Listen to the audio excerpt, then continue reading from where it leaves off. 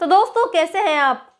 तो दोस्तों अगर आपने इतिहास पढ़ा है तो आप ये जानते होंगे कि कैसे 500 से 600 साल पहले आक्रमणकारी राजा आते थे और हिंदुस्तान के अलग अलग हिस्सों पर कब्जा करके वहां अपनी सल्तनत कायम कर लेते थे। आज के हिंदुस्तान में फिर से वही हालात पैदा हो गए हैं।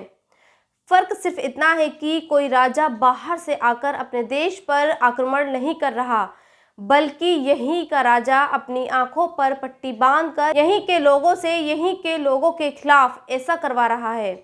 आपको यकीन नहीं आ रहा तो ऐसा हो रहा है, तो फिर इसका मतलब यह है कि आप भी उस राजा की तरह अपनी आंखों पर पट्टी बांध कर बैठे हैं जो एक खास मजहब के खिलाफ जुल्म को देख ही नहीं रहा।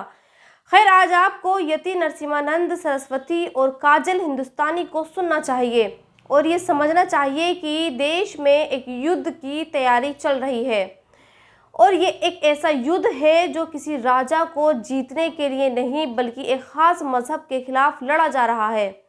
अब यति नरसिम्हानंद ये कहते हैं कि उसका सिर्फ एक ही दुश्मन है और वो दुश्मन है मोहम्मद, और वो जब तक जिंदा है तब तक मोहम्मद से बदला लेते रहेंगे।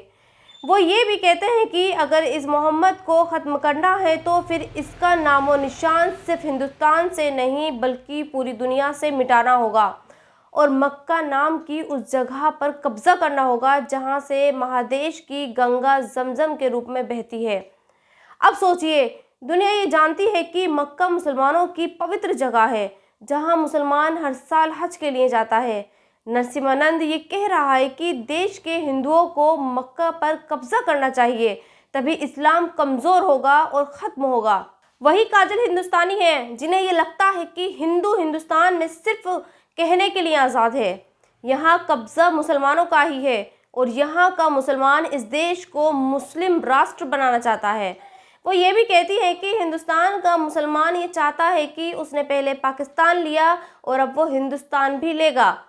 खैर, एक इंटरनेशनल लेवल पर मुसलमानों को हराने की बात कर रहा है और एक नेशनल लेवल पर मुसलमानों के खिलाफ युद्ध छेड़ने की तैयारी कर रहा है।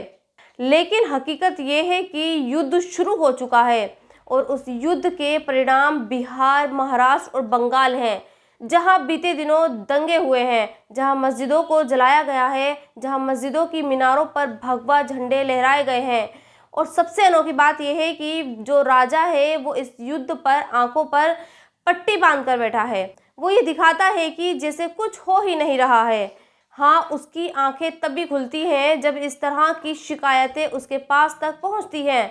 इन शिकायतों पर वो फटाक से अपनी आंखें खोलता है और अपने अधिकारियों से ये कहता है कि इसकी मजम्मत करो। बेचारा अधिकारी भी ये बताने में लग जाते हैं कि हिंदुस्तान के खिलाफ साजिश हो रही है, हिंदुस्तान को बदनाम किया जा रहा है।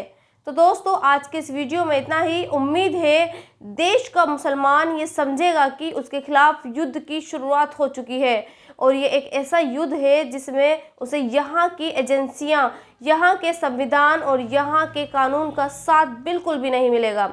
तो बस आप संभल कर रहिए। शुक्रिया।